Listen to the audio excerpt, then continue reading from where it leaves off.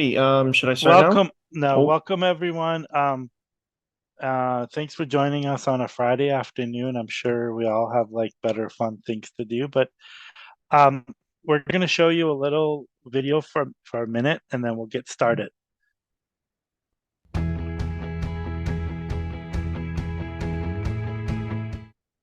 Welcome to today's session, everyone. We are PreMed CC, a student-led organization established in the fall of 2021.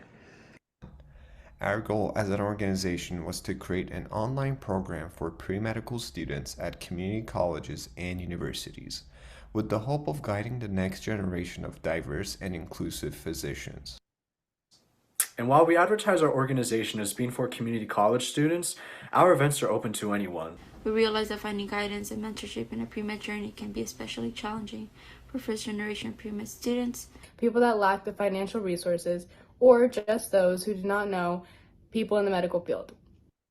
One of the best parts about our events is that they are virtual, so you can do it from the comfort of your own home. We typically have events on Fridays from 5 p.m. to 6:30 p.m.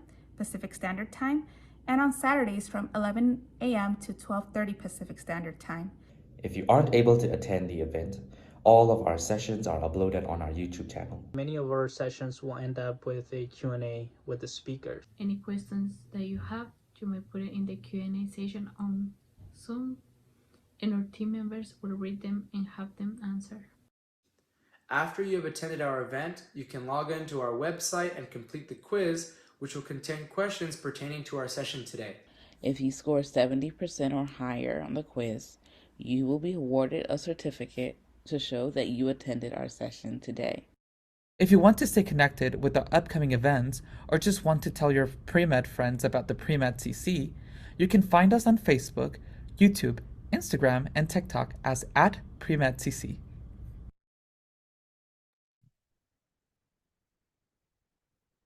Alrighty, well, welcome everyone. We're gonna let Matt take over. alrighty.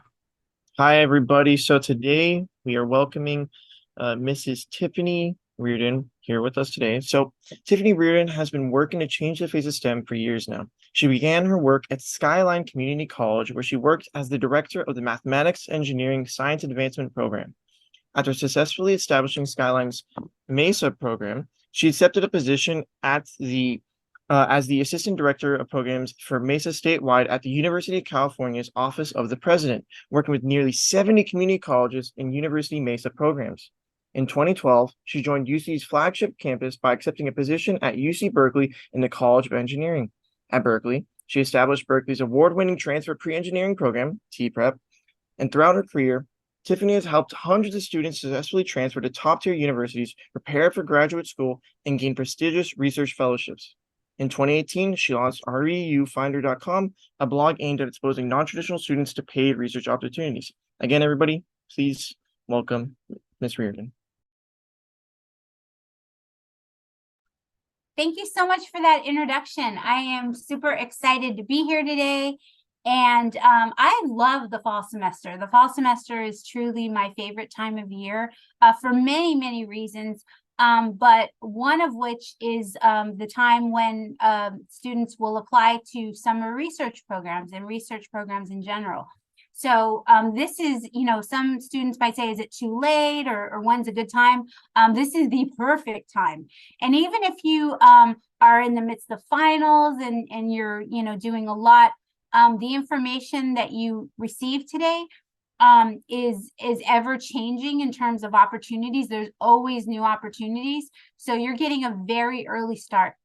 And I just want to say thank you for having me here. And also a big kudos to the team that's putting this on. I know that this is a lot of work, being a student-led program. All of you are students. You all have responsibilities, coursework, and the fact that you're taking time to help your peers really demonstrates your commitment to your fellow peers and also your leadership. So I want to say thank you for that. And I'll go ahead and get started. I'm going to share my screen. Give me 1 second. Let me see. Okay. Okay.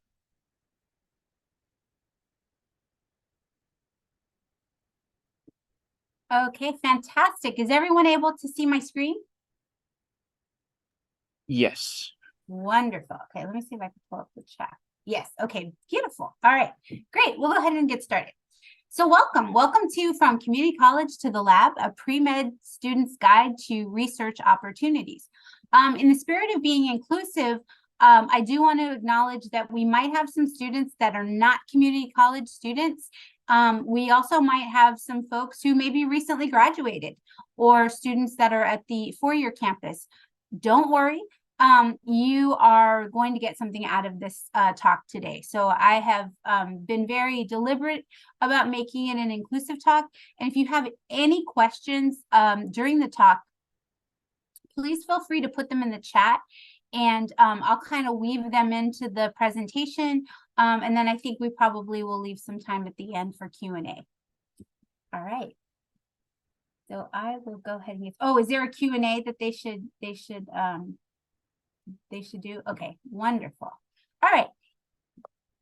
So every time I do these talks, I like to whenever I attend a talk or I'm giving a talk, I like to know who's speaking, right? So you heard my bio, and thank you so much, Matthew, for that bio. These are all things, if you were to Google me, you can find this out. You can find out that I went to San Francisco State University. You can find out that I worked at a community college. You can find out that I worked with the MESA program. If you dig a little bit deeper, you might even find that I wrote a book, right? Pandemic, right? It was a bucket list item. I decided to write a book about navigating personalities in the workplace. You can find out all of these things. And of course, you can find out that I have the website, the RU Finder.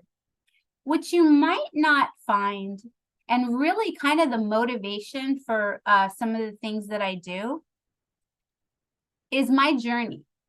So I was a first-generation college student. Many of you on today's call might be first-gen college students.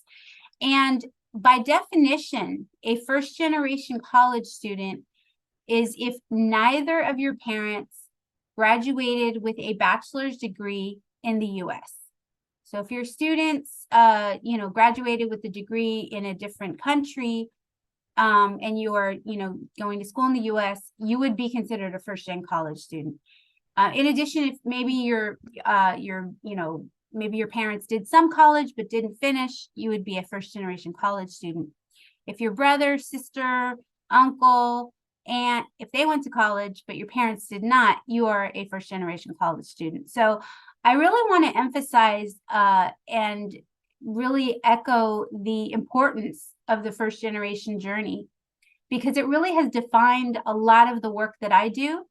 And as a first-generation college student, there are a number of opportunities that you can take advantage of. So if your parents, for example, graduated with a degree outside of the United States, you are a first-generation college student. There's always some students that are like, oh, I didn't realize that. I didn't know that. So I want to acknowledge the first-generation journey that some of you might be pursuing. I know firsthand that it is not easy. It kind of feels like everybody has this secret recipe book, and you're just kind of, learning by doing. But that builds a lot of character. And not only does it build a lot of character, when you get that degree or degrees, as some of you will go on and get multiple degrees, it's going to be a very special experience. I was also a student parent. Maybe we have some student parents here. Going to school and, raising a daughter, or perhaps you're someone who's, maybe you're not a student parent, but maybe you're a caregiver for parents or, elder people in your life, or maybe your siblings or your extended family. Having that experience of doing that, again, demonstrates leadership. And you will build an excellent time management system, as if you haven't already. I'm actually not an engineer, although I work with engineers, and I've worked with engineers and STEM folks for a long time. I kind of call myself an engineer by osmosis, because I've spent so much time working with STEM people. And I know a thing or two about transfer students. And one thing I will say for those of you that perhaps are first generation college students, is imposter syndrome no more, right? So imposter syndrome is something that I see a lot of students encounter, and I even would dare to say that sometimes it creeps up upon us even as professionals. But I think the challenge with imposter syndrome is sometimes the only person that's holding you back is you. And so really building up confidence to ask questions, really building up confidence to network, and really building up confidence to pursue these opportunities. Because you're all really smart. It's Friday afternoon. If you're in a different time zone, perhaps it's Friday evening. And the fact that you're here and reaching out to learn more says a lot about you as a person. So that's enough about me. Let's talk really briefly about the REU Finder. REU Finder is a source that I created. It's a website that is really a one-stop shop for opportunities, advice, and funding. You can find information about scholarships. You can find information about research experiences, conferences, and just general advice about navigating college. I work with students. I work with students at UC Berkeley, and oftentimes, some of the patterns that I see or some of the issues that I see students face, I'll write articles about those because I think they're very relevant. And so that's just a resource that I have. It is absolutely free. You don't have to pay anything to utilize these resources. And this is from one first-generation college student kind of giving back, because I think it's important. And when you finish college and you're a professional, you will likely give back in some way as well. So one of the beautiful things that I love about this organization is that anybody can join, right? It's great because anybody can join regardless of where you are, and it's very useful. On that note, we are putting on a showcase. We did a showcase last year. This is an opportunity. It's a summer research program showcase. It'll be Thursday, November 30th. And if you're interested in attending, it's totally free. You can attend, and you will be able to talk to principal investigators and directors from programs, REU programs that are recruiting for their programs for next summer. So there are conferences that some of you might attend and be attending this fall. If you're not going to attend conferences, this is actually an opportunity for you to do it from the comfort of your home or a cafe or wherever works for you. But you'll be able to talk to these directors. In addition, you'll be able to upload your resume, and you'll be able to get questions and information about these programs before you apply. So you know exactly what they're looking for. It's also the UC deadline as well. So if you're a transfer student, you're looking at that deadline, November 30th, and you're thinking, oh, that date looks familiar. Please don't wait until the last minute. I've seen too many horror stories of students waiting till the last minute. So if you are applying to any of the UC campuses, I would pretend that it's the 27th, and turn in your application on the 27th, and then join us for the REU Finder on the 30th. Okay, so you've heard about me. I'd like to hear about you. Who's here and what is your major? If you want to type it in the chat. I don't know if the chat's open. Oh, chat's open. Okay, great. So yeah, if you want to put your major, I'm just always interested in who's here, just to kind of tailor the talk a little bit, to get a sense of what the majors are represented. So we have biology, bioengineering, pre-med, neuroscience. Neuroscience is really a popular thing. I've seen a lot of students interested in neuroscience. That seems to be a very popular thing. Nursing, pre-med, public health, biology, pre-nursing, biophysics, bio. All right, cool. Genetics, pre-health. Oh, this is cool. Biomedical sciences and minor in flute performance. Very cool. Very good. I like that. And neuroscience, very interesting. If you follow RU Finder, I'm going to be writing a blog about neuroscience, highlighting neuroscience programs, because it really, really is very popular. I feel like, you know, artificial intelligence, machine learning, AI, that's always been very popular. But I feel like neuroscience is giving AI a run for their money. So that's very cool. All right. Now, some of you might be saying, maybe you didn't put anything in the chat. Maybe you're like, I don't know what I want to do. If you're undecided, if you are undecided, you can just say, I'm keeping my options open. And even if you're not undecided, one of the beautiful things about attending community college is that you can keep your options open, right? You're not necessarily a declared major, and you have that flexibility to take classes outside your major, or perhaps maybe you're looking into, you know, pursuing one major at one school and it's called something else at another school. But this is very helpful for me to know, just to see what majors are represented. And again, if you have any questions, please feel free. Do not be shy. So where are you? I think we probably have students from all over the country, maybe. Last time we had somebody from Canada, which was really cool. So yeah, where are you from? Where are you from? And if you want to put your school, you can.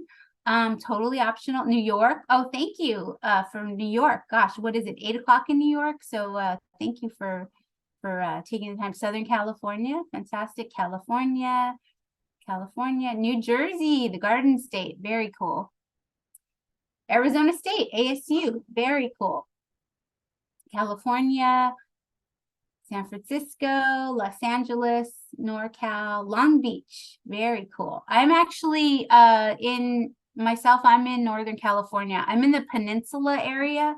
If you're familiar with the Peninsula, it's just right outside of San Francisco. Rancho Cucamonga, I've been there. I've been to Rancho Cucamonga. St. Louis, Missouri, very cool. And Oakland, very cool. So yeah, we have a broad range of students from all over. So this is amazing. And the cool thing about it is that we have a good representation of people from different places. And you're going to have an opportunity to perhaps learn about programs where you can visit another part of the country that maybe you've always wanted to go to. So that's kind of a bonus. So why do research as a community college student? Again, I think the majority of folks on this call are community college students.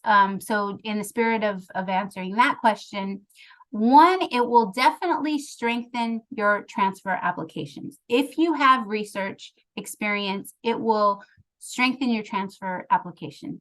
It'll also demonstrate your interest in the major. It'll demonstrate the understanding of the applications of your major. So sometimes students will, pick a major and think that's what they're interested in. And then they find actually they might want to do something different. So let's say, for example, because this is a common thing I see, let's say, for example, you're interested in working on medical devices, right? So a lot of times students are interested in medical devices and they'll pursue bioengineering. But fun fact, if you're interested in working on medical devices, mechanical engineering might be a better fit, right?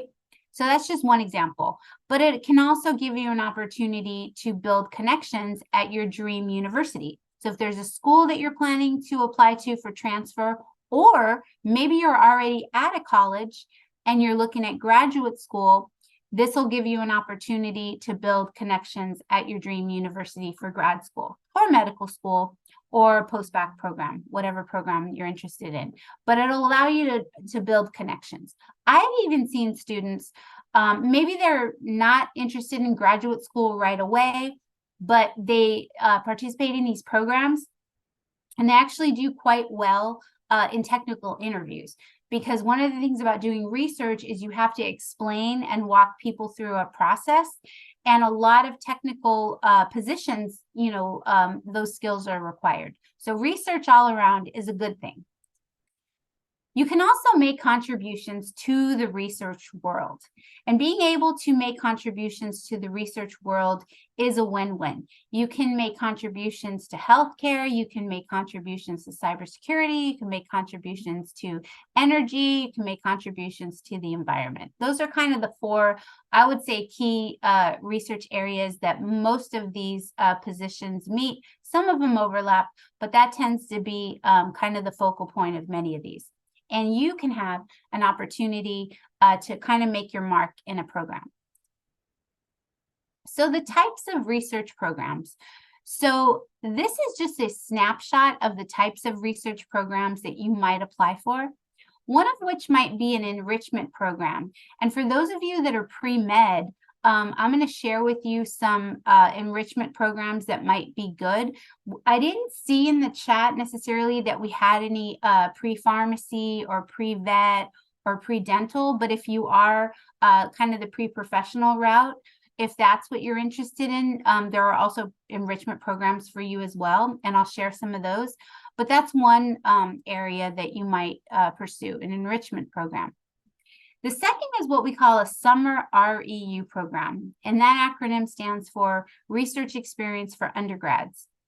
Another one is an international research experience for students. So in this sense, it's an REU program, but you would leave the US and pursue this in another country, which is actually really cool. Maybe you've wanted to do study abroad, right? If that's something that you're interested in doing, you can also combine that with research and you can do an IRES program. And lastly, academic research with your faculty. So some of you may already be doing research on your campus, or some of you might be interested in doing research on your campus or a nearby campus during the academic year.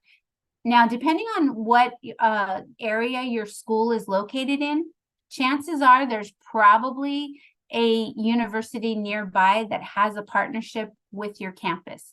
And I would say oftentimes students aren't aware of these opportunities until maybe somebody else, participates in these opportunities. So for example, I know that we have a number of SoCal students here, right?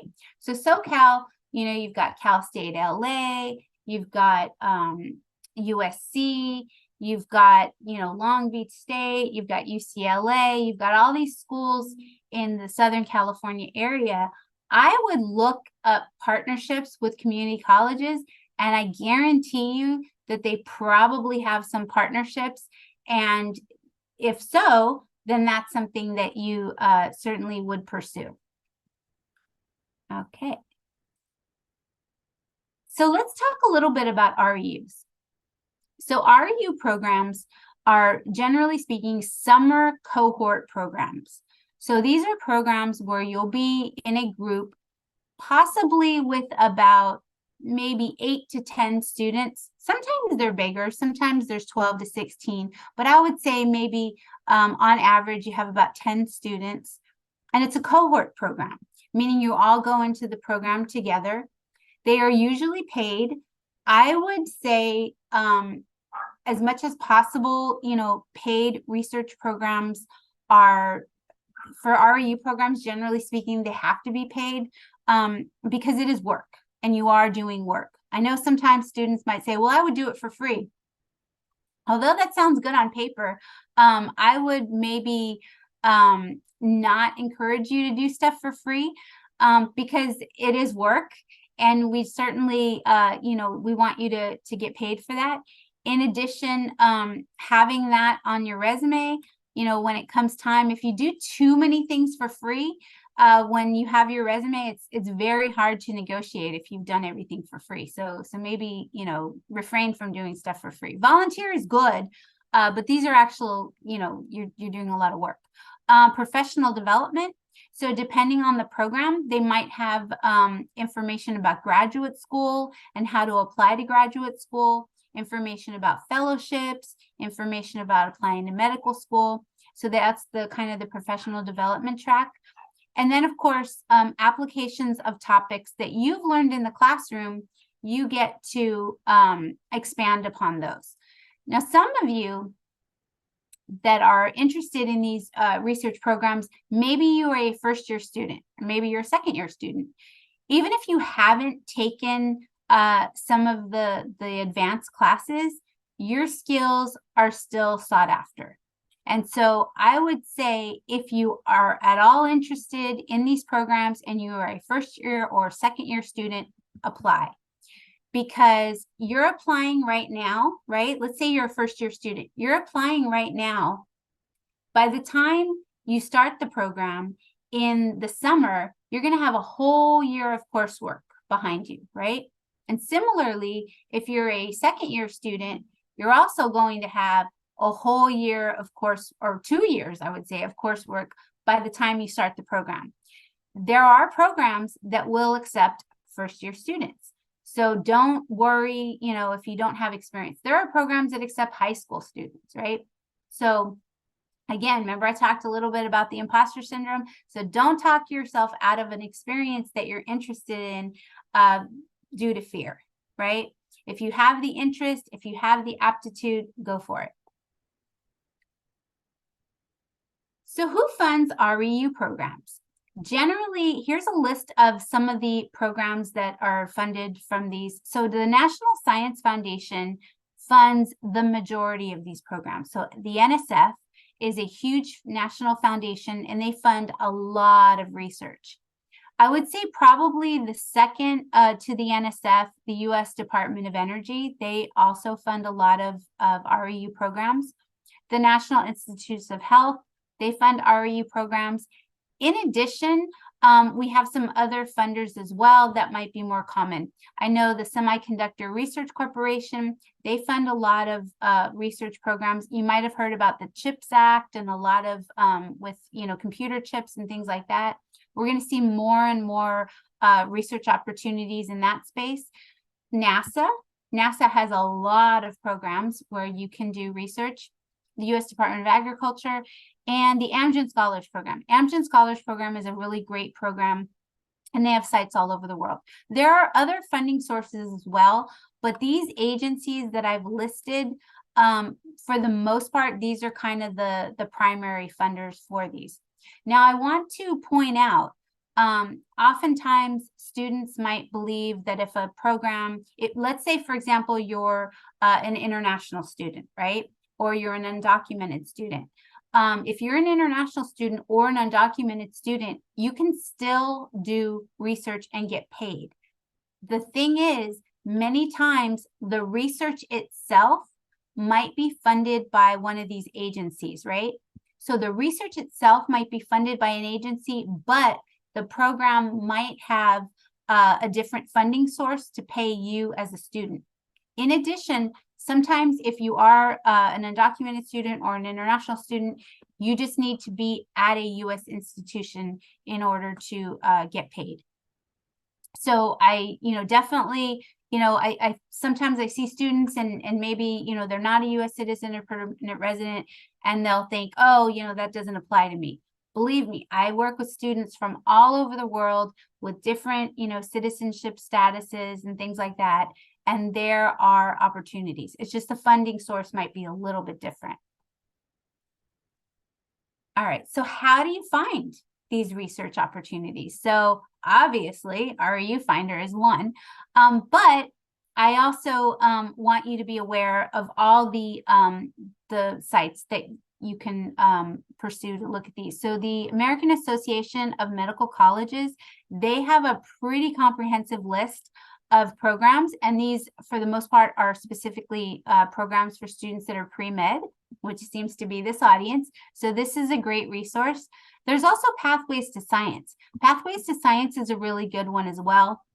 And Pathways to Science, it's pretty cool because you can filter it by where you want to do your research. So let's say we had some folks from the East Coast, right?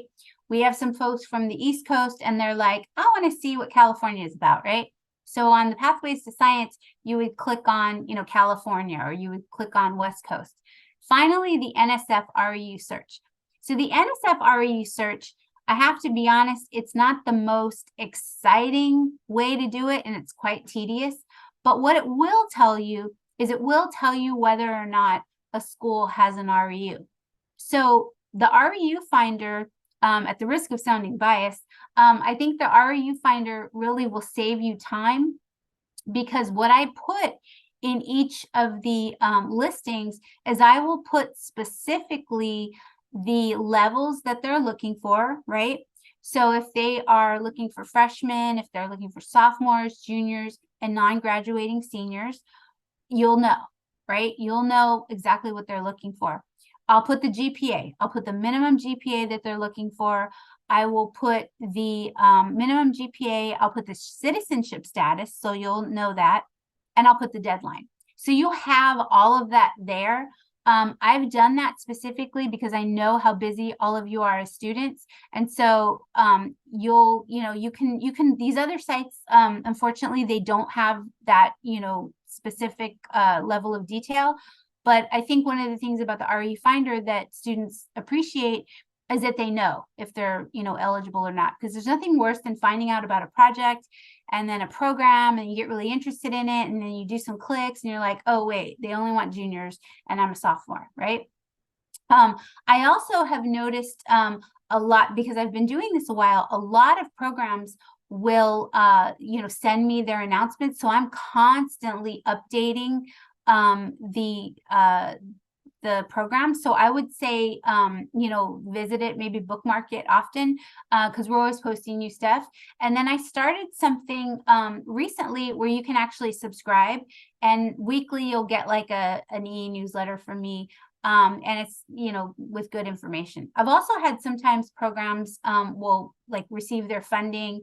Maybe they got their funding, and they have like extra slots or something like that. I'll share that as well. All right. So before we get into the actual programs that you might be interested in applying to, I want to share with you some terms that you might encounter. And I think these terms are important because they're, things that you should know before you apply to the programs. One of which is rolling admissions. So when we say rolling admissions, what they mean, they will have a deadline for sure, but rolling admissions means that as applications come in, they'll review them. As you apply to these programs, if there's a program that you're really, really interested in and it says rolling admissions, I would apply to those programs first, because those are the programs that are going to start, reaching out to students. Most of these programs, there are a few, very, very few that are due in January. I know the Department of Energy, National Labs, I believe they're January 9th. I could be wrong, but I think they are January 9th for summer. And I believe there's a few that are late January, but for the most part, most of these applications are due in February. Some are due in March, some are even due in late March, but I think February, early February tends to be when most of these are due. But if they have rolling admissions, you want to get those applications in early. Another term you might encounter is rising sophomore. So rising sophomore or rising junior, that essentially means what level you will be in the fall semester. So for example, let's say that you're finishing out your second year, right? You're finishing out your second year, and then in the fall semester, you'll be a rising junior. So that's what that's referring to.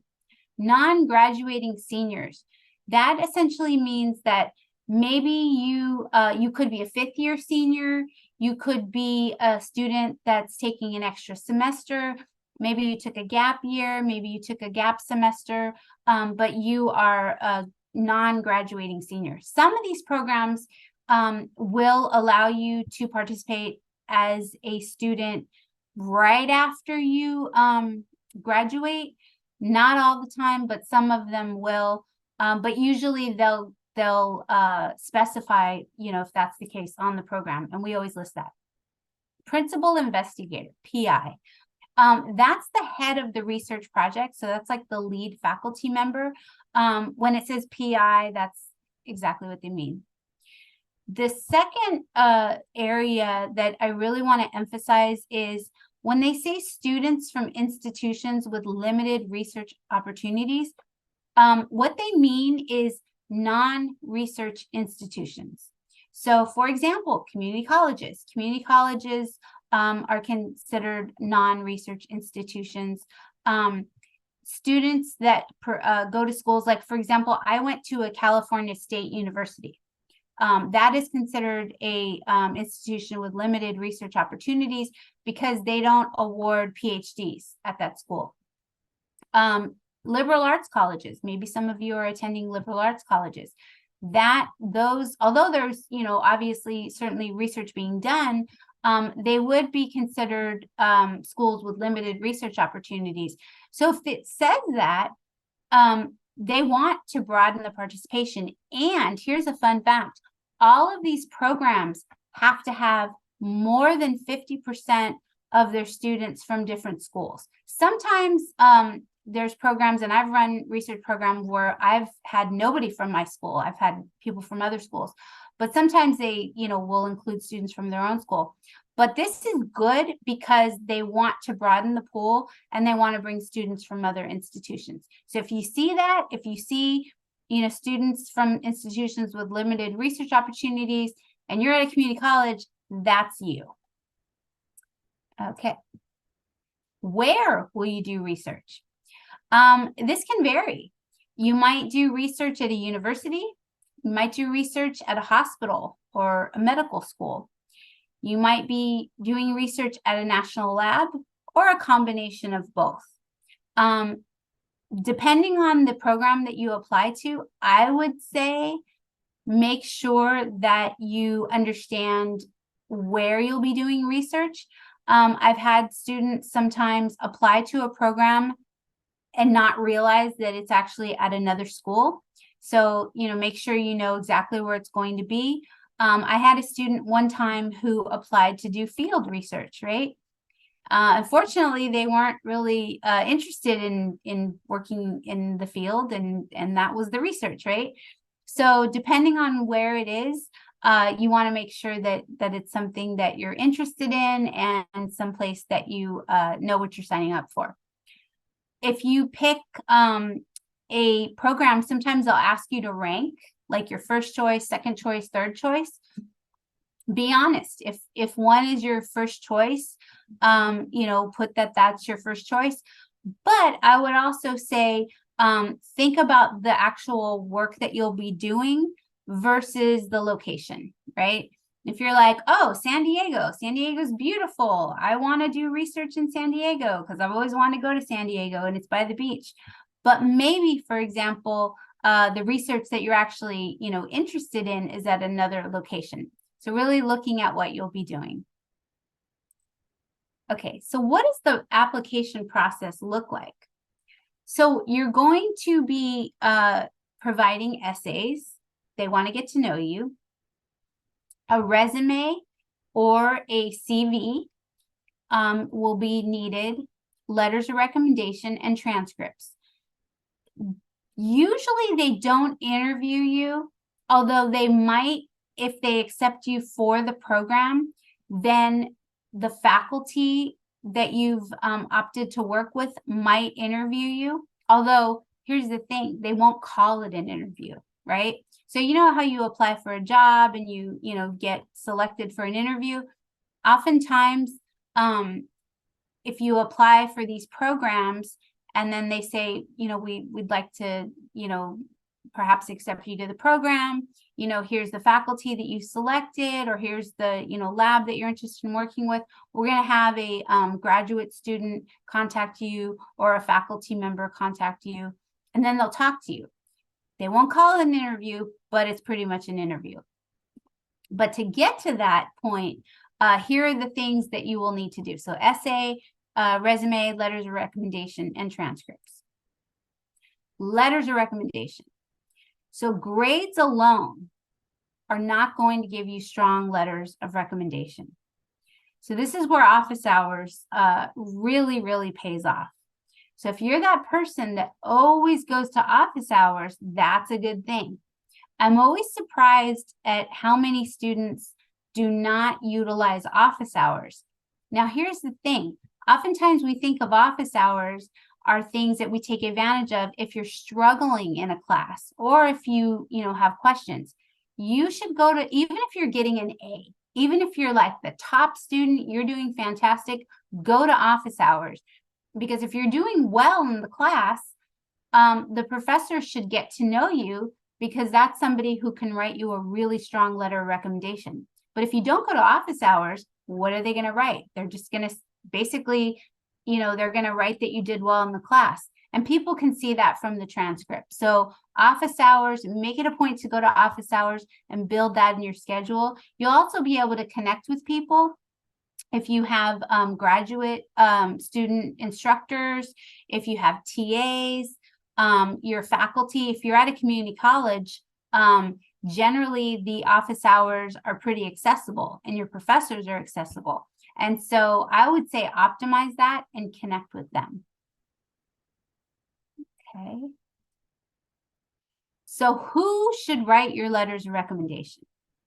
STEM faculty, absolutely. Yes, STEM faculty would be fantastic. Counselors, similarly, to office hours, see your counselor, talk to your counselor, let them know what you're interested in, let them know what your major goals are, your career goals, your academic goals, so they can write strong letters of recommendation. MESA directors, do we have any MESA folks on here that are in the MESA program? MESA directors will gladly write you letters of recommendation. But if they don't know you, it's going to be hard to write a letter of recommendation. So make it a point to introduce yourself and to network with them. STEM center directors. Similarly, if you have STEM center directors, I think we actually have a counselor on here from the Puente program. Again, the fact that, that we have folks that are finding, out about these resources, they're there to help you. They're there to support you. They want you to succeed. So reach out. And like I said earlier, confidence, building that confidence and not the imposter syndrome. Because the imposter syndrome, you'll talk yourself out of it, right? So apply to these programs. Supervisors and managers, even if this job, let's say, for example, it doesn't have to do with working in a lab, right? So for example, how many of you work in restaurants? Do you have anyone who works at a restaurant? Maybe you work at Starbucks, maybe you work at cafe, maybe you work at McDonald's. Any restaurant folks on here? And if I could see in the chat. Yes, okay. So so here's the thing. If you've worked in a restaurant, that is actually really good, because the skills that you have acquired can easily be transferable in a lab, right? If you worked in a restaurant, you probably had a lot of safety training, right? So you're familiar with policies, procedures, safety training. You have to work with people, communication, right? I once worked with a student who put together a whole, standard operating procedures for a restaurant that they worked in.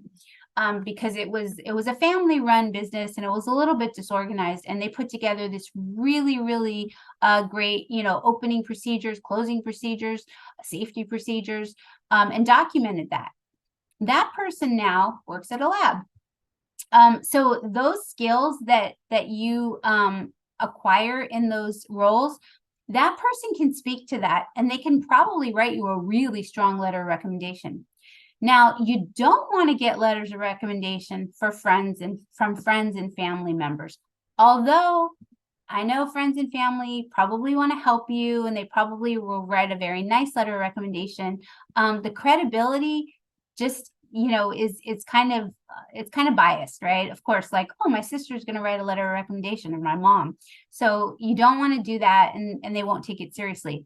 Similarly with classmates, although maybe there was a classmate who was, maybe they were failing chemistry, and maybe you helped them, and as a result of your support, now you're doing well in chemistry. Again, I would say, friends and family members and classmates, aren't really good people to write letters of recommendation. But the other people listed, those are the people that you want to ask for letters of recommendation. I just want to add to this.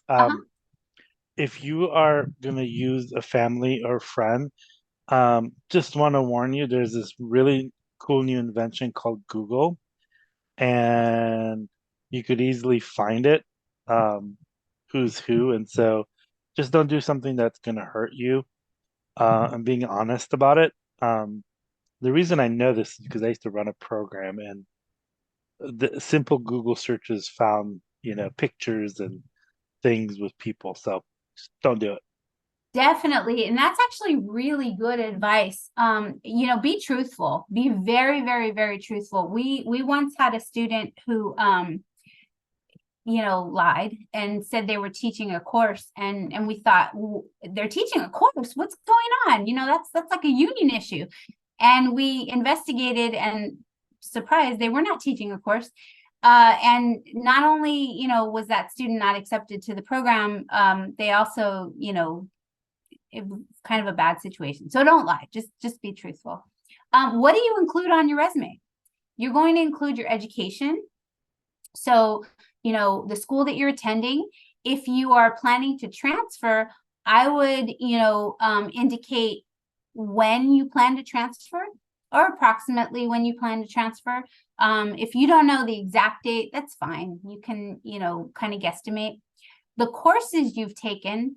And I would say, make sure that when you list the courses, don't list them as they are listed on your transcripts, like, Bio 101, right? Instead, like, list the content of the courses that you've taken, and what you've acquired and the skills that you've acquired. So you might do a section called like skills and relevant coursework. Like that would be a good thing to include on your resume. Work experience, right? If you've worked at the cafe, if you worked at McDonald's, you worked at a movie theater, you worked at a clothing store, right? Work experience is work experience. Put it down.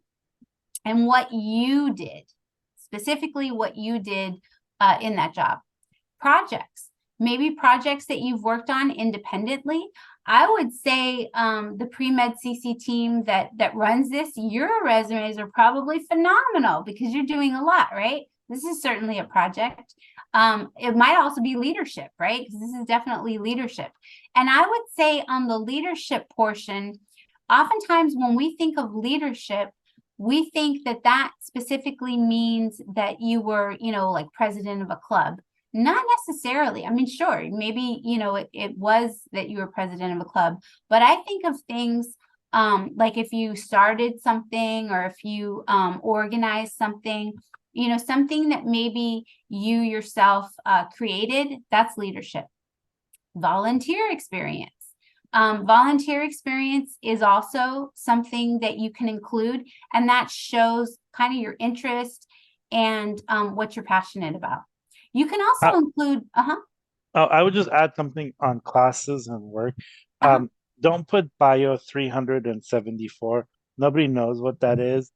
When you look at it, like just put, bio, and then put like whatever it is, like molecular cell biology or something like that. The other thing with the job, a job title does mean like nothing. You could say I'm the CEO of Google, for example. Okay, well, what do you do as CEO of Google? Or I'm a barista. Well, what do you do as a barista? Like most people don't know. Certainly, somebody who has a PhD in biochemistry who would read they don't know what a barista does. Just say that, as a barista, I interact with customers. I make sure that their drinks are ready, follow safety and policy and procedures. I do I manage the cash till or whatever. If you're a shift supervisor, like nobody knows what a shift supervisor does until you tell them. I manage 7 people. Some of them are older than me. Some of them are my age or younger than me. I oversee XYZ. You could even say like how busy you're. Like add somebody. This is probably the best one. They put like think that they're supervisor at a coffee shop, and they see about 700 customers a day, which that's a lot for a coffee shop. So yeah, so those things all help you. They don't hurt you, but for work and those types of things, same thing with leadership. Like if you're president of Joe Mo Schlo club, okay, well, what does that club do? What is like the big event that they've done? What activities do they do? I mean, if you're president of a club that sits around and commiserate with an organic chemistry class, like that's that's not much, but say, hey, we tutored high school kids, or we brought elementary school kids and did chemistry experiments for them. Like those are like the big important things. All right, Absolutely. And I getting would off my horse. no, that's excellent advice. And I would also run it by someone who's not familiar with that. Because if you use a lot of jargon and if you use a lot of acronyms, people won't know, what those acronyms stand for, right? You can also, here's where Google comes in. There's actually a lot of really, really helpful websites that will help you articulate your position that you've done. And you always want to start with action verbs, right? What you did. You want your resume to, show what you did. And quantifying is also helpful if possible. Like, let's say you were a chemistry tutor, right? And you tutored, 7 students in chemistry. And as a result of your, tutoring sessions, students on average, earned, X, grade point average as a result of your help, right? That, a good resume will show that. Also, make sure it's not just a laundry list. Although you might have a lot of really good stuff, make sure what's on your resume really reflects and represents what skills you want to highlight specific to whatever you're applying to. Okay, so I mentioned essay questions. So here's an example of some of the types of questions that you will get. And when you start applying for these programs, you will see that they are very, very similar. You'll probably obviously have to write different essays for each of them, but these are good typical essay questions to get you started. So one question is, explain why you wish to conduct summer research of the type offered by the program and how this relates to your overall interests and goals. So I would say this is where you're going to have to read the projects that the program offers, right? And how it relates to your interests and goals. So maybe, for example, you want to go to medical school, or maybe you want to transfer as a biology major, or maybe you want to become familiar with, a certain area. Now, if you want to go to medical school, that's absolutely a valid reason, but don't say just because I want to go to medical school, like why specifically, and what specifically this program is going to do for you that will help you with these overall interests and goals. The second question has absolutely nothing to do with your major, right? So it has nothing to do with your major, but this is an opportunity for them to learn about you. So when you run these programs, you only have a limited number of slots, right? Maybe you have 8, maybe you have 12. You want to make sure that the people that you're choosing are not people that, when the research gets hard or when people don't have results, that they get frustrated and just give up. So if there are challenges that you faced, talk about those challenges. Now, maybe, for example, in your transcripts, because transcripts tell a story, right? Maybe your GPA right now is fantastic. Like, you're doing amazing, your GPA is really high, but maybe one semester something was going on, right? Tell them. It's nothing to be embarrassed about, right? If you had a challenge, maybe maybe you had home insecurity, housing insecurity, maybe you had some stuff going on as a result of the pandemic, or maybe there was other things. Maybe you were working a lot, right? Maybe at that coffee shop that you're at, maybe somebody quit and you had to put in a lot of hours, and that took its toll on your GPA. But explain that, and how you overcame it, and what you learned as a result. The lessons that we've learned as a result of those things, right? I would say that is an opportunity for you to be very authentic with these programs, because they're going to remember that, right? They're going to remember these things. All right. Tips for successful application. If you are uncertain about anything, ask before you apply, right? If you have questions, ask before you apply. Read the FAQs, because if you email them questions, and then those questions are already in the FAQs, they're going to know that you didn't read it. So make sure you read those. And then after you read the FAQs, if you're like, I don't really understand what this means, then you can ask them for clarity. Make sure that your schedule permits full participation in the program. Generally, they do not want you to take classes, right? Even if you're like, well, it's a remote class, it's a music appreciation class, I can do it remotely, or I have to work, full-time or part-time. You have to remember that this is a job. This is a full-time job. And so you should make sure that if you commit to this position, that you don't have something else going on. It's also not fair to the rest of the cohort, because they've selected you. And if you're not participating, then you're taking a slot away from somebody else. And if you're overcommitted and taking classes, I guarantee you're going to have a situation where you're double booked, right? And you don't want to do that. So I'm just going to add this, is that Miss Reardon is speaking this from an experience. She runs a couple of summer programs herself. Do not do this, and I've heard this from a couple of people. Do not show up on the first day of orientation and say, oh, by the way, I need to go to a wedding this week, and I have family vacation next week, and the following week I'm doing, like, don't do that. Like, you knew the dates ahead of time, and you have to be committed to that. And I know that's like a really important thing, but that becomes choices that you have to make in life. You don't have to do a summer program, but if you do, commit to it. And make sure you don't do this, because what would your answer be to someone who tells you that the first day of orientation, or after they've been accepted? I had sadly, I had a scenario where a student was like, oh, I didn't realize it was in person. Like, how did you not realize it was in person? If it's an in-person program, right? If the program is in person, then you're expected to be in person, right?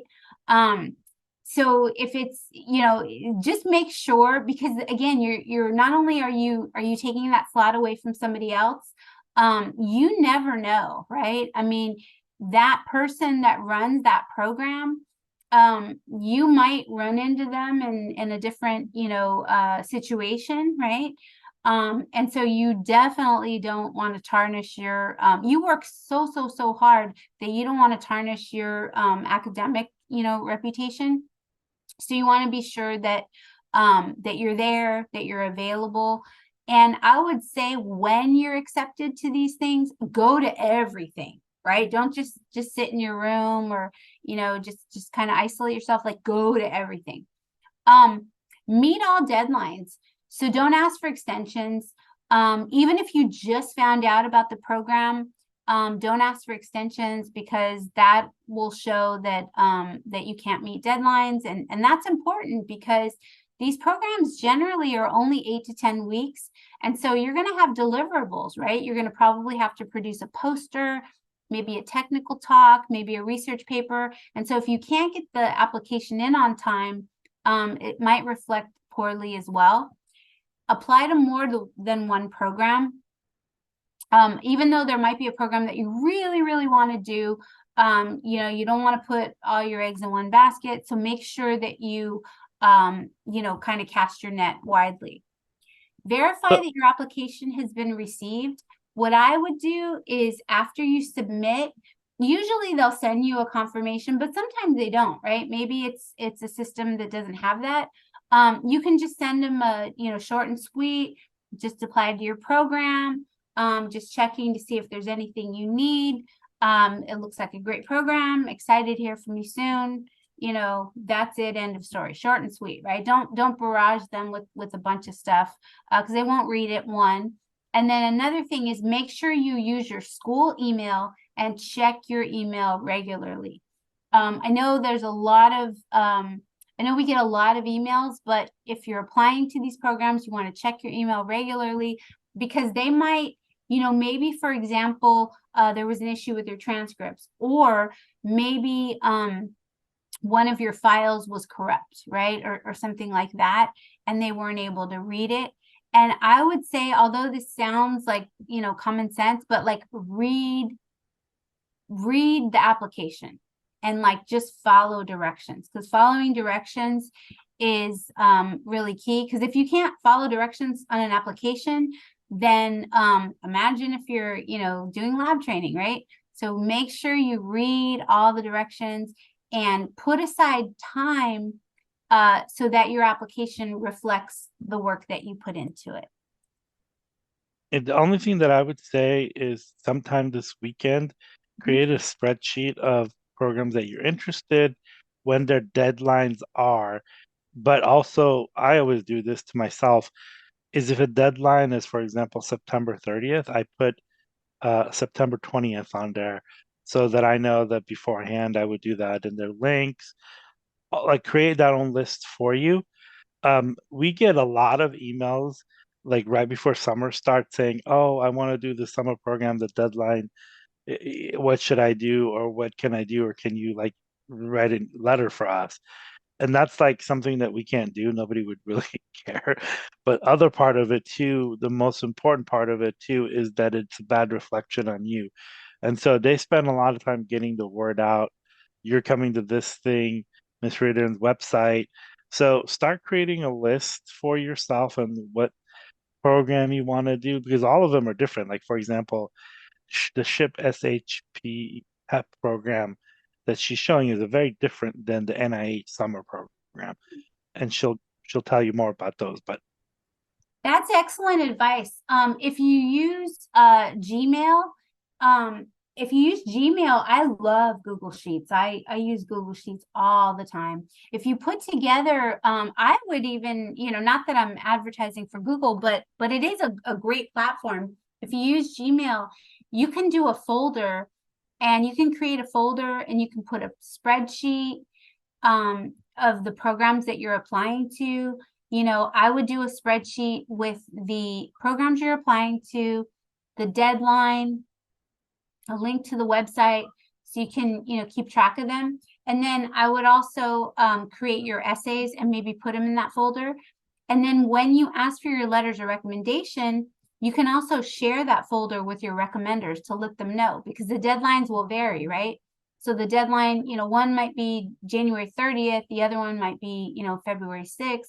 So they know, and it's all in one place. I would also give your recommenders a copy of your resume and maybe some bullet points. To be perfectly honest, a lot of people aren't going to read your essays that are recommending you. Some will, some will, but like faculty, maybe, they might be busy. But if you give them some talking points and some bullets about why you want to go to this program, and you give them your resume, that's going to be really helpful for them as well. So this is a program that I highly recommend. I've had students do this program. This is the Summer Health Professions Education Program, the SHPEP. This is a great program because they have programs all over the country. And for those pre-professional programs, so the dental, medical, nursing, pharmacy, physical therapy, public health, optometry. If you're in any of those majors and you want to get into those fields, this program has been around for a long time and you'll have a really good experience. These are, you can be a freshman or a sophomore. You can participate. Minimum GPA is 2.5. It doesn't open until November, but you can certainly go to the website and check out the different offerings that they have. The deadline isn't until February, so you have plenty of time to plan. Hopefully they'll be at the showcase. That would be really cool if we got them. But if not, you can certainly reach out to them. And they probably have info sessions as well.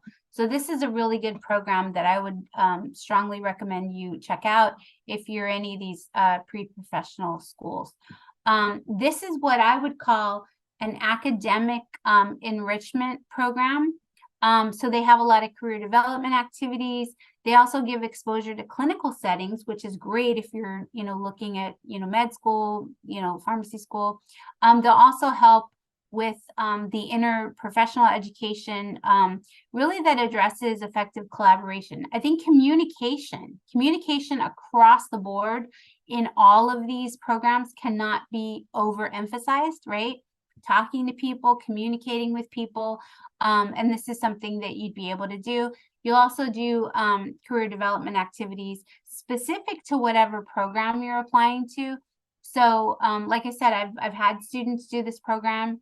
And on that note, actually for there's a question, is this program only for freshmen and sophomores? Off the top of my head, I'd have to check and see, but yes, it's yes, but you pose a really good question. So oftentimes when I work with students, they're like, well, this is my first year in school, but I have a lot of AP classes, so I'm considered a sophomore.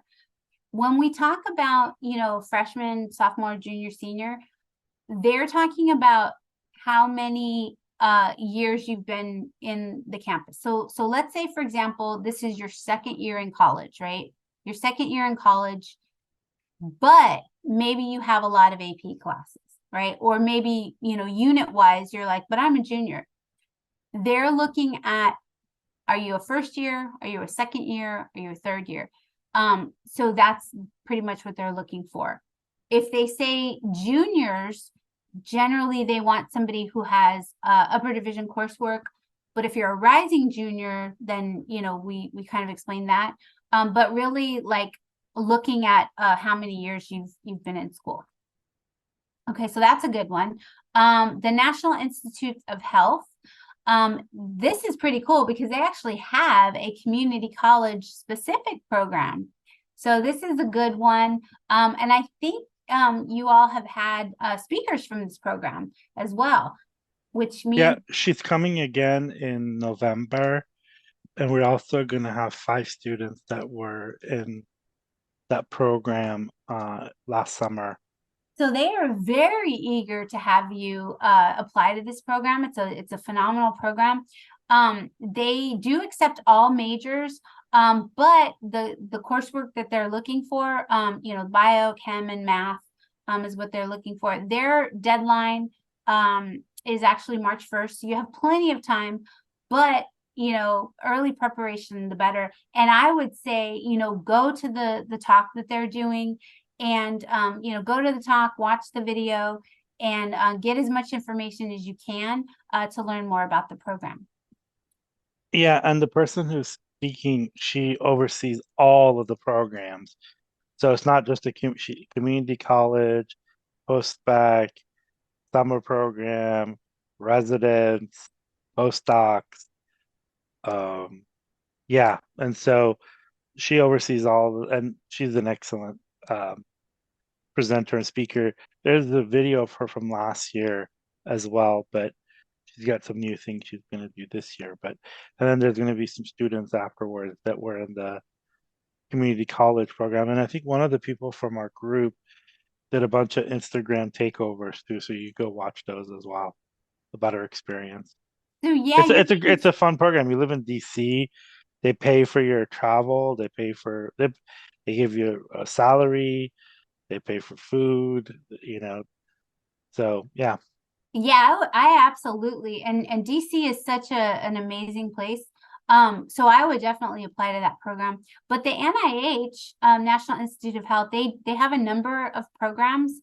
So maybe if you have any, they also have a high school program as well. So if you have any siblings or cousins, they can look into that. But they have a lot of opportunities, and having that on your resume is very impressive and very prestigious.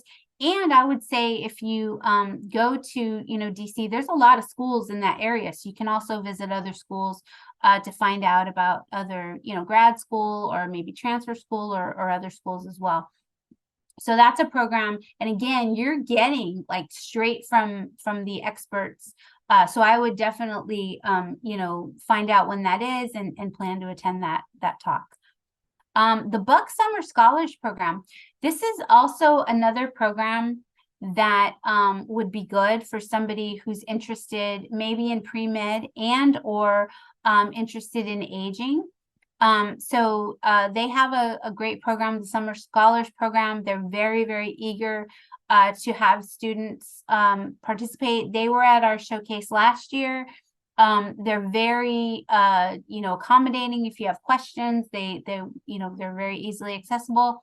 And this is a program, again, with the communication skills, right? Because you can have wonderful lab skills, but those people skills are very important.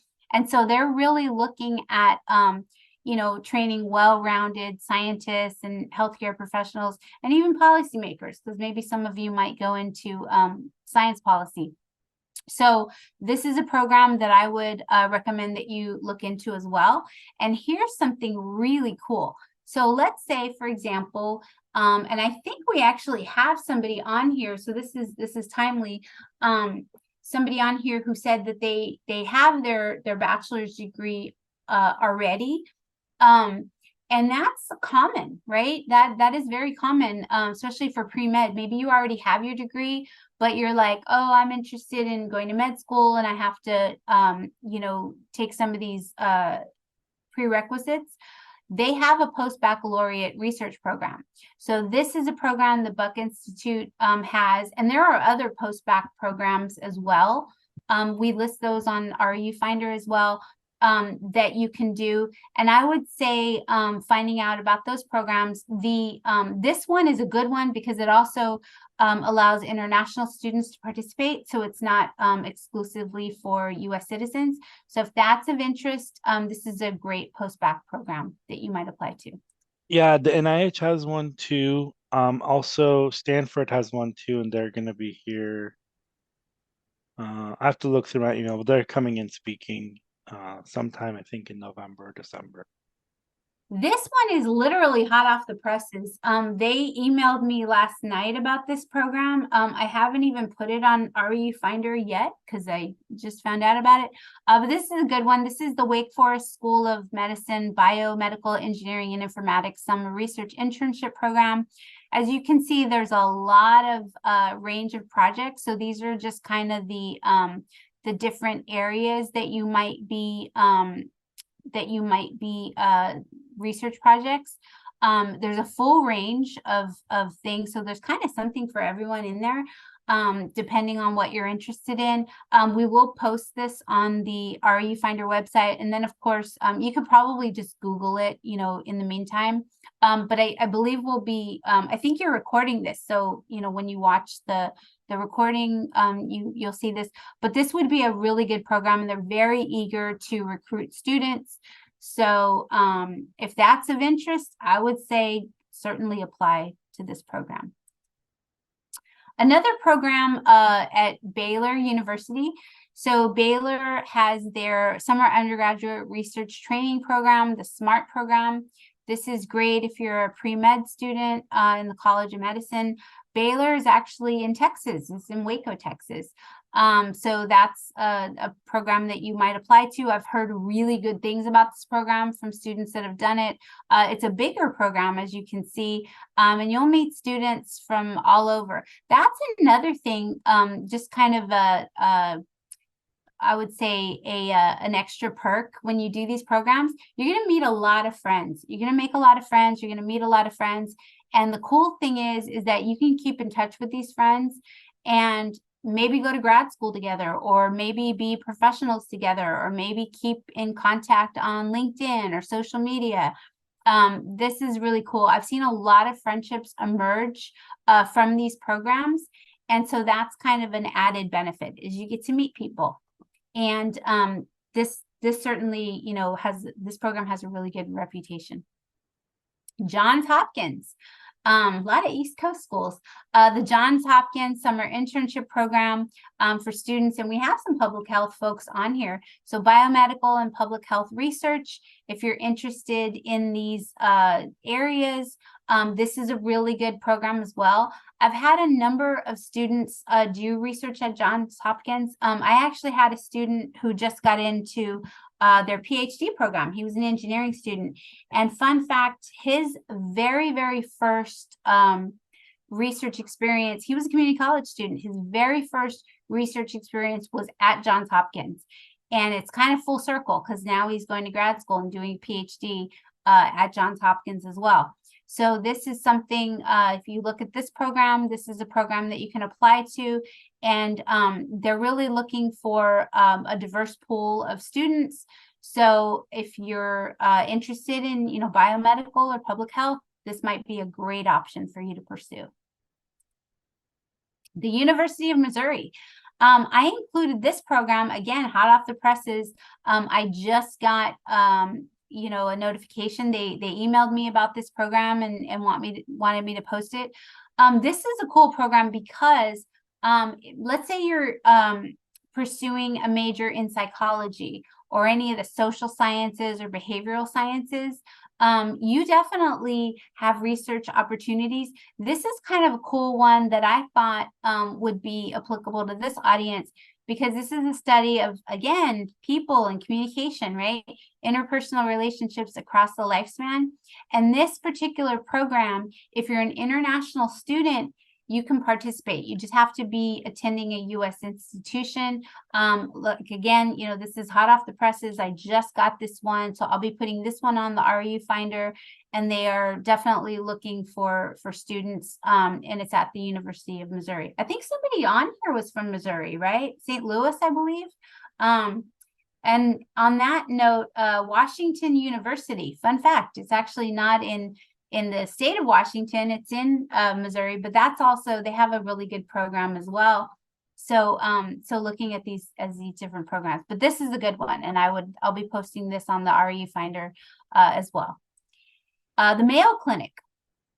The Mayo Clinic, their clinic summer undergraduate research fellowship program. This is a very great opportunity. Neuroscience, there you go, our neuroscience folks. This might be something that's interesting to you, but they also have biomedical engineering, biochemistry, molecular biology, clinical and translation sciences, immunology. And so the Mayo Clinic might be something that's of interest as well. This is a big REU program. So not only, you know, will you have this amazing experience at the Mayo Clinic, but the cohort will be quite big, and you'll get to network with students from all over. So I would certainly, you know, if you apply to this program, I would, you know, try to put as strong an application as possible, because this is a popular one. Yeah, Dr. Quinones, who's speaking next month, takes students into his lab, and he's famous neurosurgeon. But he takes students in his lab during the summer from this program. So again, straight from the source, right? So you have this, like, literally, you know, like literally. So there's no reason, there's absolutely no reason why you shouldn't, if you're interested in these programs, you know, you're interested in the Mayo Clinic, you're interested in NIH, you know about the programs, do some research on the programs, go to the talks, and then apply. Okay. Memorial Sloan Kettering Cancer Center. So I actually have had a number of students participate in this program even before coming to Berkeley. I've had some of my transfer students that have done this program.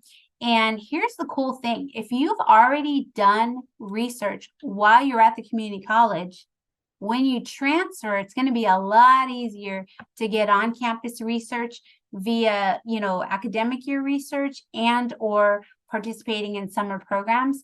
So again, I've had community college students do this program. It's a great program. You get to present a poster. Many of these programs will encourage you to present a poster of your research, maybe at a national conference. So in addition to this, immersive research experience, you can also present your poster at a national conference. The SOCNIS conference is a great one. There's also ABRCAMS. There's a number of conferences that you can apply to and present your research. They encourage that. Usually they will pay for it. And or there's scholarship opportunities to pay for research. Some of your schools might also pay for the research experience to present your research at a conference. I would ask, your student fees that you pay as students, usually those are that money that's put in the student services activities, that's where that money comes from. So oftentimes students don't realize that they can apply for funding for that. It could be like funding to go to a conference. It could be funding to present your research and things like that. So I would certainly, if research is of interest, I would, make it known that you're looking for funding for that. And what I always tell my own students that, apply for research funding is we'll fund your research, but we'll fund your going to the conference, but we want you to share your experience with other students, right? So it's kind of paying it forward. And so it's kind of a win-win. Yeah, I know a couple of people that got to present posters in Hawaii, Japan, Italy, and it was all paid for. So, I don't know about you, but if somebody wants to pay me to go to Hawaii, I mean, they pay for your travel and everything else to go there, travel, hotel, and everything. Absolutely. I mean, I think that, these I've been to some really cool places as a result of conferences. It's really a win-win. And traveling is really fun. I wanted to mention the national labs just because there are so many national labs. This is kind of a snapshot of all the different national labs. Their funding is from the Department of Energy. And the national lab, they have summer opportunities and year-round opportunities. For community college students, it's called the CCI, which is the Community College Institute. I believe that deadline is January the 9th for summer. Now, they also have academic year opportunities as well. The academic year opportunities are full-time generally, but if you're interested in doing, a research internship at these opportunities during the academic year, that's an option too.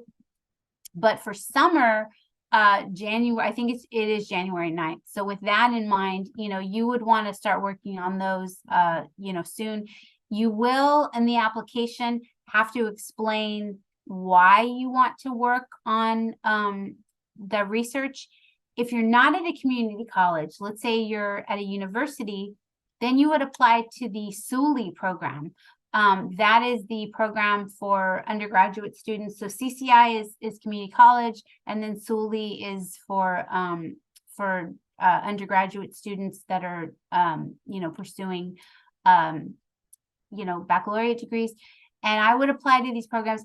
Make sure that you read the projects. So, you don't want to say, I've always wanted to go to New Mexico, right? Like, I want to go to Los Alamos Lab because I've always wanted to go to New Mexico because I have relatives there, or, things like that, right? That's that's inconsequential, right? So you want to make sure that you know exactly who you're working with and what the project entails, and why you want to work on these, right? Slack is another one. Stanford Linear Accelerator Center. There's a national accelerator. Slack is just actually down the road from me, because I am on this side of the bay. And it's really cool. I've been to Slack, and it's a great experience, and you could potentially do research there. So these national labs are really good experiences. And I think one of the things about them is they're also the research scientists that you work with tend to be really good mentors as well. I wanted to also include, just for fun, some of you might actually do, like, for example, Microsoft, right? Microsoft has a whole research arm, right? So Microsoft has research programs. I also included this Carnegie Mellon experience. There are a couple of programs that are not quite REU programs, but they are like research programs, short-term programs. Carnegie Mellon has one. It's a 2-week program. I think it's for freshmen and sophomores that you can do. So Carnegie Mellon has that program, and then there's another program for freshmen and sophomores. But there are some like shorter term programs, sometimes once in a while, just to kind of get you exposed to research. But the Microsoft research, of course, they have opportunities as well. And then again, once you do your research, you can also present your research. It's also good to kind of get familiarized with these organizations and what they do, because a lot of the research, some of the research has an industry connection, right? So you might see that as well. So I just wanted to kind of mention that, just to kind of give you a full landscape of what the research world looks like. But there's opportunities all over the place. IBM has opportunities, Microsoft has opportunities, to do research. So definitely there's no shortage of opportunities. The only thing that I would add also with Google has one, IBM Research. There's a bunch of them. Kodak, Eastman, Xerox PARC. There's a bunch of them. If you're doing anything in tech, there's a lot of opportunities. The other thing about the travel one is that you actually like have to present, and so it doesn't mean that if you do a summer program that you're automatically going to go.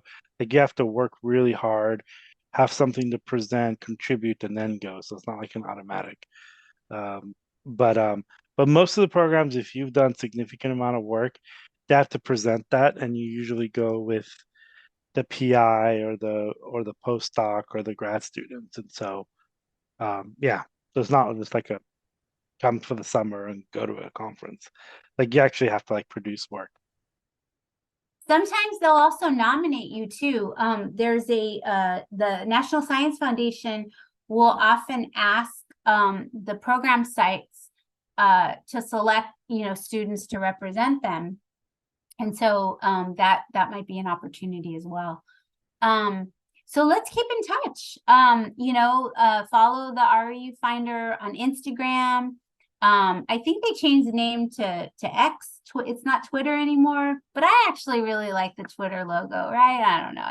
I still call it Twitter, but you know what I'm talking about. Facebook, LinkedIn, connect with me on LinkedIn. I post a lot of stuff on LinkedIn. So that would be a good way. And then also you can subscribe to the REU Finder, and you can do our subscription, and we'll send you opportunities. Register for the showcase. It is 100% free. You can join from anywhere. It's online, and you'll be able to ask questions and find out about programs. We probably will be having some workshops throughout the fall. Maybe just, something like along the lines of tips for successful applications, where, students can ask questions as well. We've done those in the past, and they tend to be pretty well attended and I think helpful, because sometimes students have questions about programs, and there's no such thing as a stupid question, right? I mean, do not be shy, like really do not be shy. Feel free to, like I said, add me on LinkedIn if you have a question, and if I know the answer, I'll answer it. If I don't, I probably know someone who does know the answer. I try to be very resourceful, and and if you end up applying to any of these programs and get in, I would love to hear about it. I always welcome students to let me know, because we'd love to highlight some of the things that students are doing. And I think on that note, as you participate in these programs and as you get opportunities, be proud of those achievements. Be proud of those achievements and share those achievements, because you're bound to inspire somebody, just as somebody has probably inspired you as well. So I think we have a question. No, you do not need to make a LinkedIn if you want to apply to research programs. No, that's not required. But I would say it's very helpful just to keep in contact with people. Maybe we'll do a LinkedIn workshop. That might actually be a cool thing. Or actually have somebody who is a professional LinkedIn person in our group, and she's doing a talk on. Oh, that's fantastic. That's great. That's actually her job. Like she runs a business doing that. Nice. Yeah, that's a very, I use LinkedIn all the time. LinkedIn is really a great tool and a great resource. But knowing how to use it is important, right? It's not something that passive, like, oh, I have a LinkedIn, right? There's ways of using it. And so that's great. The fact that you're putting together that is really helpful. So yeah, I look forward to getting some LinkedIn invitations and connecting with you. And like I said, I have a list of REU programs that folks have sent me, because now a lot of the programs are announcing their deadlines, and they've got their funding confirmed. So I'll be posting a lot. So definitely follow REU Finder on those social media platforms and check out our website and apply to these programs. They want students like you, and you're in for a really, really fun summer experience, and I'm excited for you.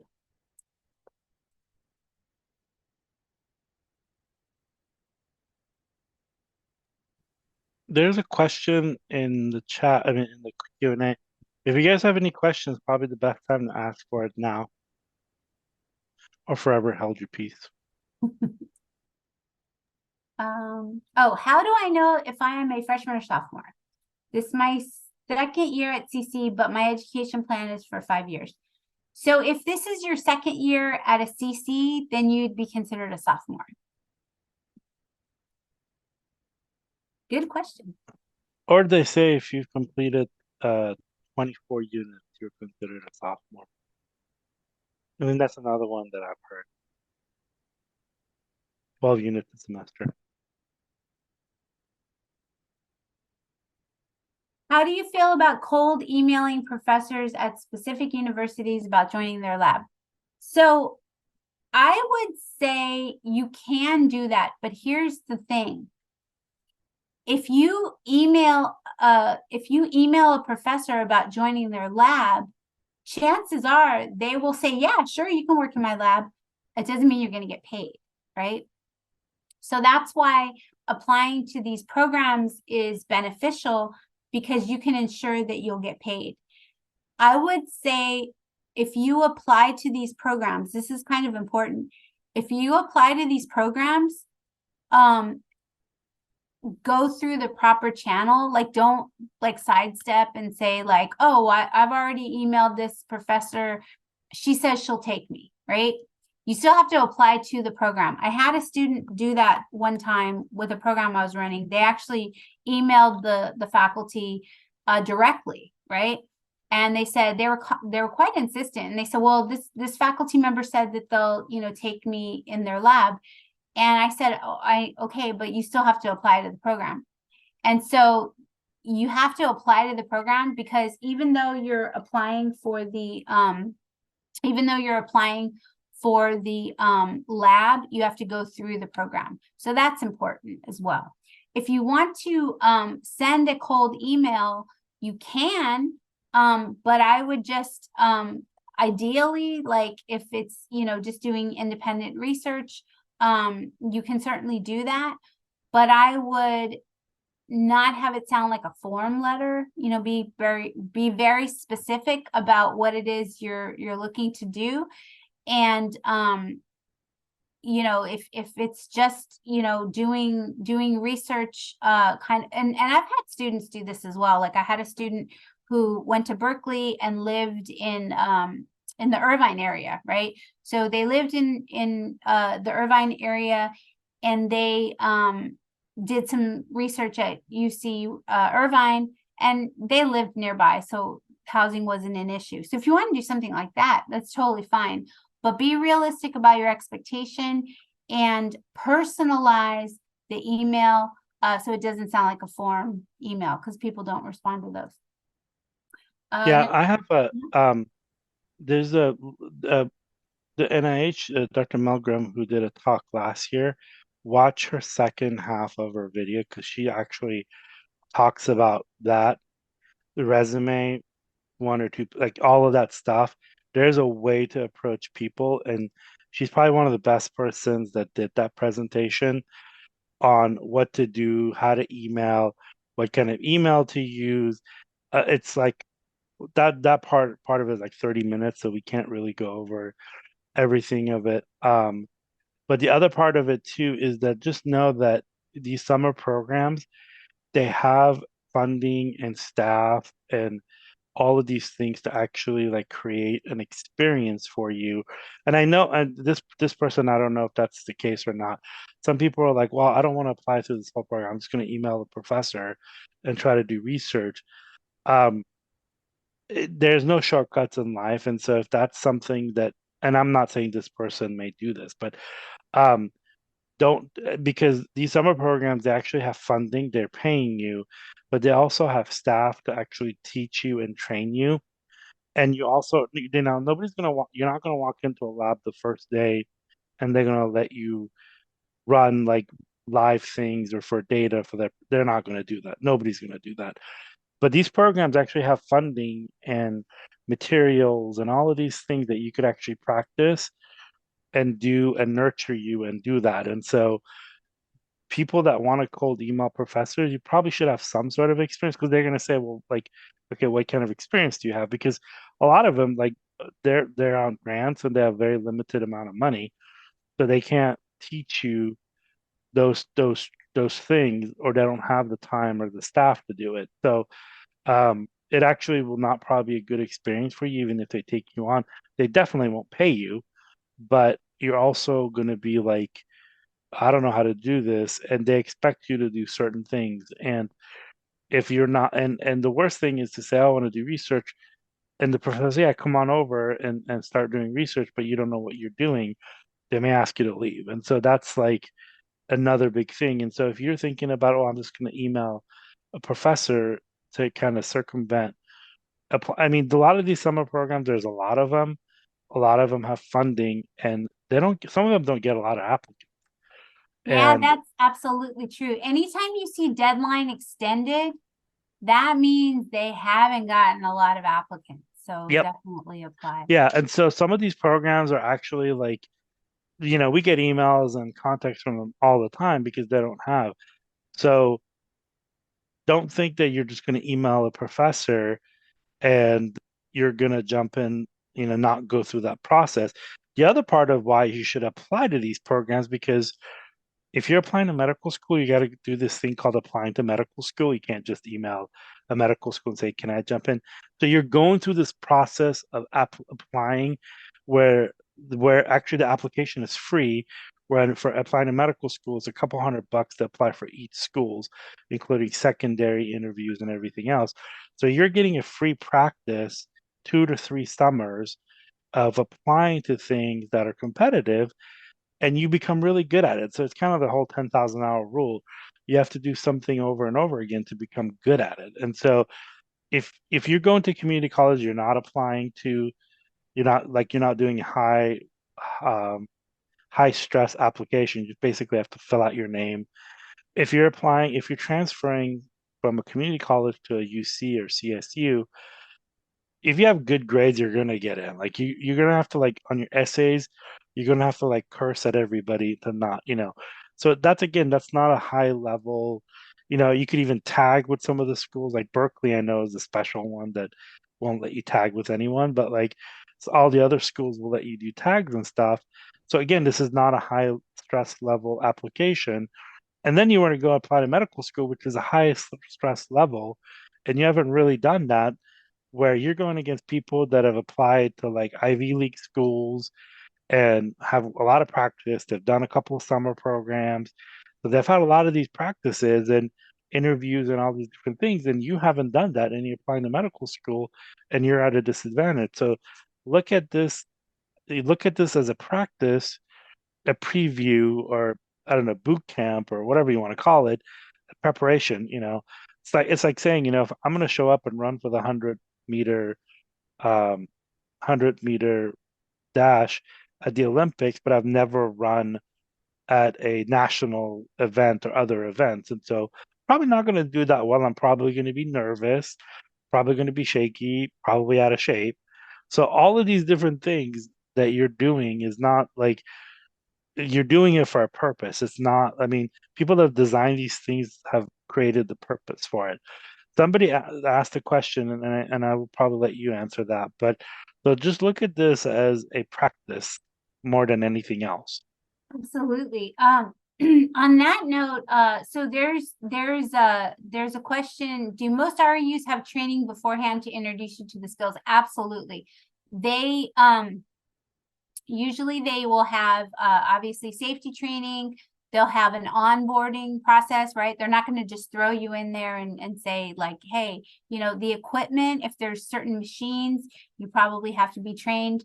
But they will onboard you, and which is why, again, like, I think that ideally you would participate in a program versus just cold emailing a professor not at your school, right?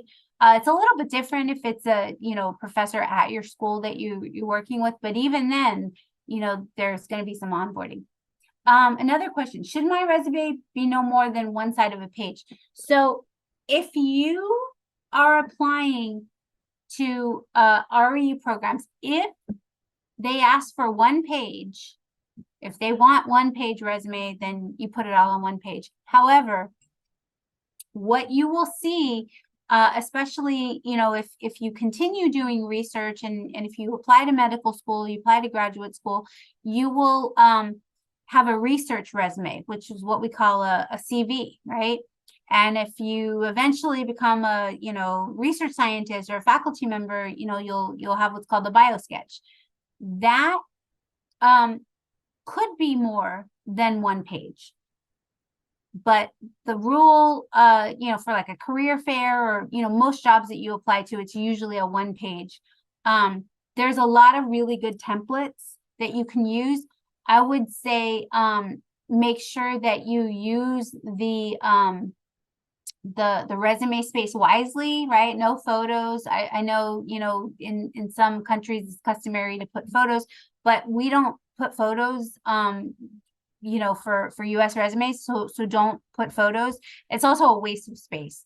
You don't need photos. You don't necessarily need an objective. I'm not a big fan of objectives because I feel like you can utilize that space to put more things. Now, someone might say, my objective is to get a research position, but that's kind of a given if you're applying to a research program, right? So you don't have to have an objective. The last question: I don't have any advanced knowledge about science. Should I still apply to research programs, or is it better to just focus on studying? You don't need advanced research about science. They accept students that are first year students. They accept students that have little or no experience. You just have to have the willingness to learn, willingness to collaborate, willingness to pay attention, and you'll do fantastic. So again, don't talk yourself out of an opportunity when you certainly, could bring a lot to the table.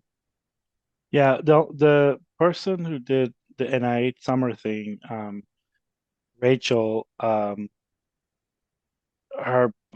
she did a bunch of Instagram takeovers, so you could go watch her videos.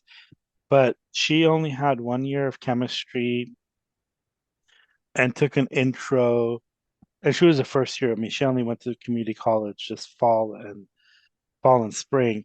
She only had 1 year of general chemistry, pre-calculus, and then introductory to bio, and then a bunch of other like GE classes. So she didn't have like molecular cell biology, and she was doing cell cultures. So again, these programs are there. They know what you know. If they say we want first year students, they know that you have not taken organic chemistry or biochemistry. So they will train you. And the worst thing is that you're doing is if you think that you're going to be ready to do research, these people that are doing research have spent 10, 15 years. So you're not going to know all the knowledge in the world to go into a lab. And that specific thing that they do in that lab, some of those people have spent 10 years at it. So you're never going to get that by studying or by reading books or taking classes. You got to be actually in there and doing it. So don't wait to, because you're never going to be prepared enough to be in that lab, if you want to be prepared to go in that lab. They know what you know. The thing that they want from you is you're going to follow instructions, you're going to be professional, you're going to show up on time, you're going to be dependable, and you're going to be courteous. Those are the things that they look for. The other part of the application, make sure you read and reread and triple read. And if you have to print it and highlight it, because I could tell you the biggest mistakes people make is they don't read the application. So if they say they want a 2-page resume, and if you send them a 1-page resume, Miss Reardon, tell us what happens if they do that to your summer program. If you don't follow directions, they're not going to select you because again, it's too risky, right? If you're operating machinery, if you're if you have deadlines and things like that, so it's very important that you read and follow the directions. Yeah, so she has managed multiple summer programs, so this is like from experience. So make sure, and I think we've had this when we had a couple of medical schools. They said like we will only want 5 letters of recommendation, and we have like a bunch of questions. I have like 7 really good ones. They're like, well, if you could send us 7, we're just gonna say you didn't follow that instruction, and we're gonna put your application in the back of the line. So make sure it's a very detailed thing. They, like the whole part of like I want to be an individual, I want to stand out. Like, do not do that on your application. If you really want to stand out, get into the program, get accepted, work really, really hard, and show enthusiasm and interest to stand out, not on your application. Stand out for the right reasons, not the wrong Right, reasons. right. I obviously, yes. Positive, like work hard, show up early, leave late. Yes, absolutely. Do the assignment that they ask you. I think we're going to have another session in December with Miss Reardon about how to be successful in your summer program. Yes, I'm Things you have to excited do. for that. So Yeah, yeah, definitely. so it is a job and they're paying you. So don't try to stand out on your application. Yeah. So I mean, don't use the other one is don't use like weird colors on your resume, like just white, Yeah, because they I scan this. had a student that insisted on using LaTeX for something, and it didn't upload. So just keep it simple. Don't overcomplicate stuff. Anyways, Yeah. Anybody else has any questions? Because I need to start work or I'm gonna get dragged out. So Well, this was wonderful. Thank you so much for having me. And I look forward to seeing y'all in December. And definitely, you know, go to the upcoming pre-med talks because you've got some really you know, key people in the research world, and they'll be great resources. Thanks again. thank you. Bye.